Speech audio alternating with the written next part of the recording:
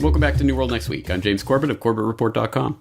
And I'm James Evan Pilato of MediaMonarchy.com. Mainstream media admits it gets fed info by U.S. Intel, plus what Americans fear most. But first, the obituary for the embattled Great Barrier Reef slammed for hyperbole. While the Great Barrier Reef, the largest living structure on the planet, might be in a dire state, it's not dead yet. However, a recent obituary for the reef went viral, indicating the public appeal of global warming-inspired doom porn. On October 11th, Outside Magazine's website published Obituary, Great Barrier Reef, 25 million BC to 2016, in which the author detailed the Great Barrier Reef's attributes as well as the damage done by warming, more acidic ocean water to the complex 133,000 square mile system off of Australia's coast. So now, James, when I start to see information like this come out, the first thing I will do is go look at the organization. What is it? Who runs it? Outside Magazine, which will include the links in the show notes, was founded actually by Rolling Stone's Jan Wenner, who, by the way, just sold 49% of Rolling Stone to a rich kid in Singapore. He was the first editor-in-chief of Outside Magazine. William Randolph Hearst III was its first managing editor, and Jack Ford, an assistant to founding publisher Donald Welch, was the son of former U.S. President and Warren Commission member Gerald Ford. So that's just a little insight into what Outside Magazine may be about. And another piece from sciencemag.org, some relief for the Great Barrier Reef, I guess to sort of push back against the obituary. The Australian government announced that substantial progress has been made toward protecting the Great Barrier Reef. Conservationists applauded improvements in the reef's health and resilience, but of course went on to caution that the government isn't doing enough. So, James, another situation where the reports of its death might be greatly exaggerated? Absolutely so, and this is the way the global warming-inspired doom porn works. It's report every scrap of information that leans towards the negative and ignore every scrap of information that counters that narrative. And, I mean, a good example is the ozone hole layer. Every time, there's, the ozone hole layer the hole is growing, and then when it suddenly heals itself, people just, it just gets swept under the rug. So this is another example of that phenomenon.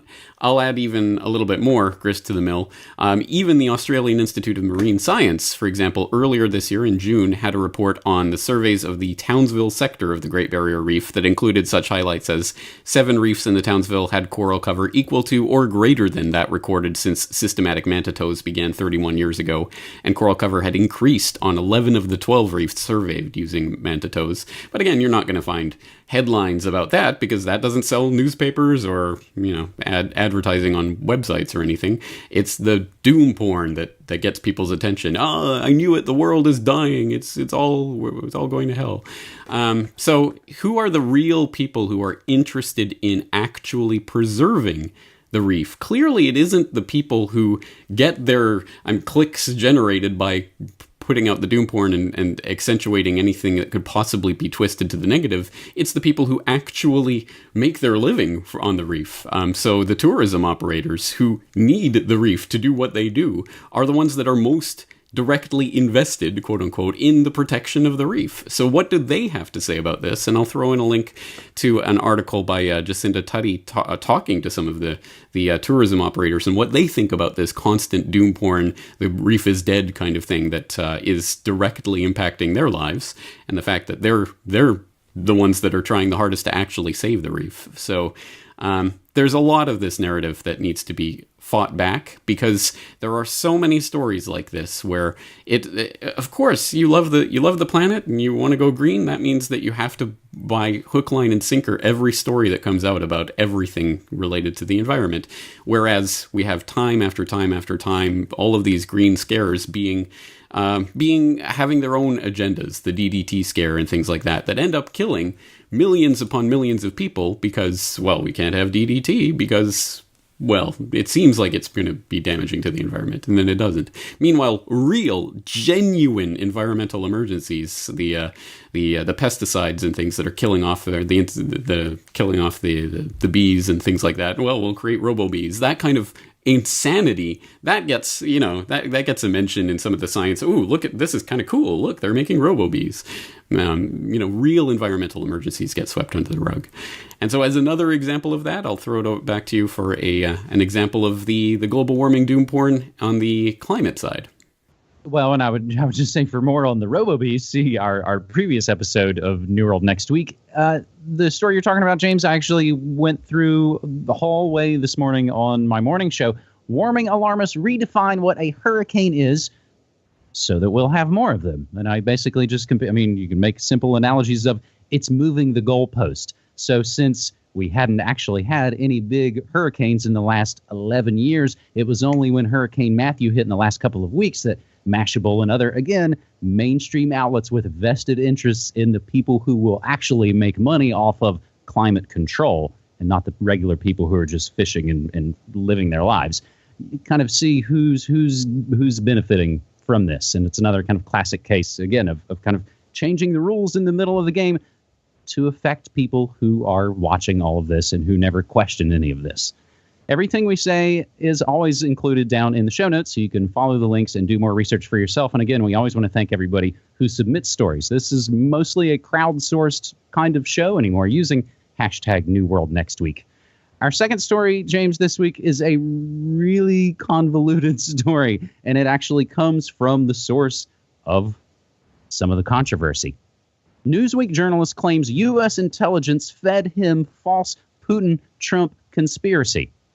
Sputnik News notes that an error made by a Sputnik News editor revealed shocking information that U.S. intelligence agencies may be actively trying to manipulate the presidential election while also spying on Sputnik's staff of U.S. citizens. So, again, this is a long story to go through, James, and I'll admit I kind of glazed over when I got to the part where it said, and then he blocked him on Twitter. It's like, oh, God. Okay, so this is a big, long story, which, again, you can read all the way through on Sputnik. There's a good comment at the bottom that fortunately actually makes it kind of succinct that says, dirty reporters working for Hillary are being helped by U.S. intelligence to spread fake stories about Russian support for Trump.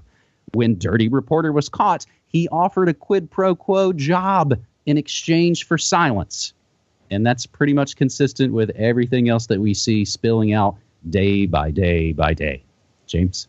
This is a slightly complicated story, so you do have to read through it to get what happened and then what was the response, and then what was the response to the response to get what the story is actually about. But it revolves around this this story that was written based on a tweet that was misleading, and so the reporter, it was basically a story that wasn't correct. So they pulled it off Sputnik News site after, I think, 19 minutes or something, it being up there. But within that 19-minute time frame, somehow this Newsweek reporter had picked up on that story that was posted to Sputnik and was using it as part of this Putin-Trump conspiracy thing that he was painting. So the question is, well, how did he know? And then, so what is supposedly revealed in these emails is, oh, well, I'm not watching Sputnik News 24/7, but there are people in the intelligence agencies who are, and, they pick up on this sort of thing.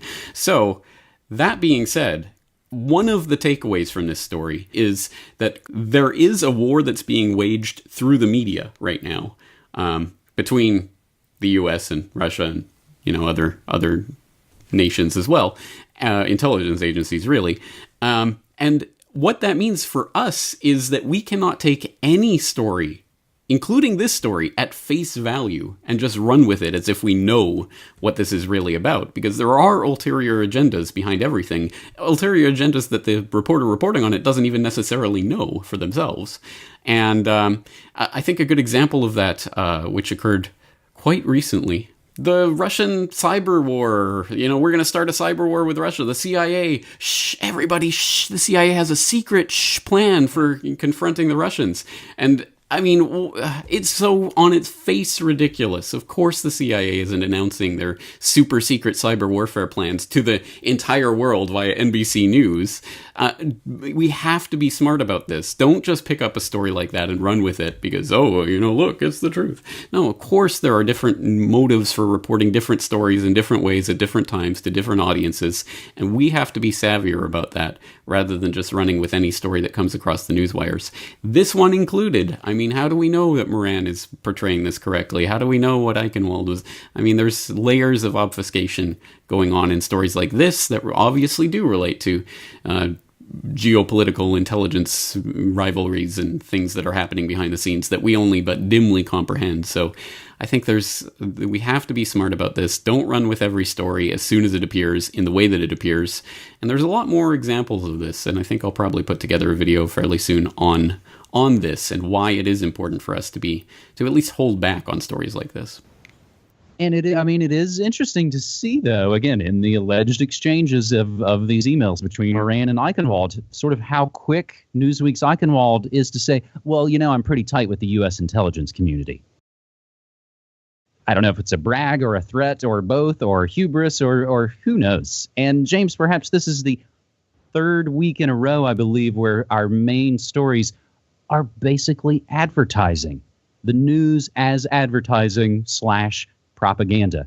And it all kind of has different target audiences and different kind of market niches, if you will. My other magazine bit for you, James. Who's behind Newsweek? That's the musical question that Mother Jones asked back in 2014. And it turns out it's IB Times, International Business Times, one of those new websites that's kind of popped up in the last several years that seems to do pretty decent work, as most of the other kind of mainstream media work kind of falls by the wayside. In this article from Mother Jones, they note that the new owners, IB Times, are anxious to hide their ties to an enigmatic religious figure. And what this makes me think of is kind of the schadenfreude, I guess, the shameful joy of watching both phony sides tear each other apart. And I spent a little bit of time earlier today, because I hadn't actually watched the videos yet, but the clips coming out from James O'Keefe and the Project Veritas thing are pretty stunning, is the only word I can use. And James, you and I were talking just a little bit off mic, like, stunning, is that? I was like, don't get me wrong, I'm not shocked that, of course, they use false flag attacks and incite violence and are rigging the voting and bussing people in, and it's all a fraud and a charade. What's shocking is really the level of criminality on display. I mean, one of the quotes, it doesn't matter what the friggin' legal and ethics people say, we need to win this mother effer. And those are the kinds of things they've said, and they've been caught on camera. Vote-rigging Democratic operative Bob Creamer visited the White House 340 times since 2009. Our friend Claire Burnish tweeted that out. So basically, they are still at least 20 more days left of America's next top president, and there's plenty of paranoia to go around. There's fears about Julian Assange. He's been black-bagged, and he's off to Guantanamo, the clown-pocalypse, the purge, plus the last debate, which starts in just a few minutes after we're taping this episode. Add all of that up, and you've got a masterfully manipulated mass of Americans, which leads to our third and final story this week. What do Americans fear most? Chapman University's third annual survey of American fears released. Chapman University, for the third time, released their survey of American fears. They asked respondents about 65 fears across a broad range of categories: government, crime, environment, future, technology, health, natural disasters, public speaking, spiders, heights, ghosts. In addition, James, this is where it got interesting. To the set of fears examined in the previous years, the survey took a closer look at two fear-related phenomena: Americans' belief in conspiracy theories and fear of Muslims, aka Islamophobia. So belief in conspiracy theories were a new element to the 2016 survey, which included the classic questions JFK and others. So what they learned is more than half of all Americans believe the government is concealing information about the 9/11 attacks, the conspiracy with the most amount of belief behind it. Also, JFK making up a close second. Another 40% believe the government is hiding information about extraterrestrials and global warming. 1/3 believe there are conspiracies surrounding Obama's birth certificate and the origin of the AIDS virus. Also, nearly 1/4 of Americans also believe there's something suspicious about the death of Supreme Court Justice Antonin Scalia. So in further links, and again, all of this will be included, as of course, anytime we're talking about research, there's lots of links and lots of other ancillary materials and PDFs and such. What they aren't telling us, that's the conspiracy subheader. Perhaps most indicative of the conspiratorial nature of Americans is the 10th conspiracy theory they asked about. Respondents to the Chapman University Survey of American Fears were asked if, quote, the government is concealing what they know about the North Dakota crash. A third of Americans, 33%, think the government is concealing information about this invented event. Were that North Dakota crash added to the ranked list of conspiracies, that invention would rank as number 6, just behind plans for a one world government. But they made it up about the North Dakota crash, which is a fantastic way, James, to say, shut up, conspiracy theorist. Indeed, but actually the only thing that really shows is how flawed these types of polls inherently are, because people are going to be responding when a pollster's in their face asking them questions. They're going to be responding as if they know what they're talking about, even if they don't. And they're going to give you an answer. So if you give them a misleading question, of course a lot of people are going to answer it. That is obviously a gotcha that's implanted in there, but I think it says more about the polling and what we can trust about these polls rather than about, the American public's response to this. At any rate, I mean, to whatever extent we can trust this, I mean, we could have fun with these numbers and say, well, if 54.3% of Americans strongly agree that the U.S. government is covering up the 9/11 truth, well, that means there are more 9/11 truthers in America than will probably go to the polls on November 8th. So, I mean, isn't that's a pretty amazing thing, isn't it? No, that's not a headline that's worth reporting on. Anyway, for the headline takeaway that might be a better headline, Live Science has it up. Half of Americans believe in 9/11 conspiracy theories, which, hey, sounds like great news. Of course, they go on to talk about, and they believe in moon landings and faked and aliens visit Elvis and, whatever. So, of course, they try to lump everything together because if, one conspiracy theory is as stupid as another, right? All of them are equally the same. Which, again, just shows the bias. But people are savvier about this these days. And there are silly, gullible people in the public who swallow everything up at a site called Live Science or whatever because, hey, it's science.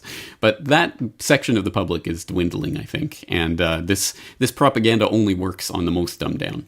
So, there's a lot of good things to take away from this. There are a lot of good things. And I'll add this in with the story that you recently covered on Good News Next Week about, a quarter of Americans are losing faith in American democracy, which is great. I mean, of course, that means that they're probably just on board with, some sort of tyranny or dictatorship. But this losing faith in democracy is the perfect opportunity to insert ourselves in that mix and say, hey, guys, you want a different way of organizing ourselves? How about freedom cells? How about agorism? How about counter-economics? There's lots of opportunity here because the public doesn't believe their lies. This is a great moment. And if this stupid, clownish selection cycle gives us anything, it's that both sides are tearing each other apart. I say, great, feed them both to the dogs, let them, die on the vine, and let's grow something new in our garden. And that's what we're attempting to do here by spreading this information. That sounds like good news this week. The latest episode of Good News Next Week that you mentioned, the title track is A Prank a Day Keeps the Dog Leash Away, about ways to sort of monkey wrench the New World Order. It also includes that story, Losing Faith in Democracy and building greenhouses out of abandoned houses. So that and much more you can find using also hashtag Good News Next Week as well. We love you to submit stories using hashtag New World Next Week. James, I got to go watch the debate, man. Yeah, unfortunately I do. So you don't have to. All right, well, let's enjoy that. And until next week, talk to you later. Right, man. Thanks.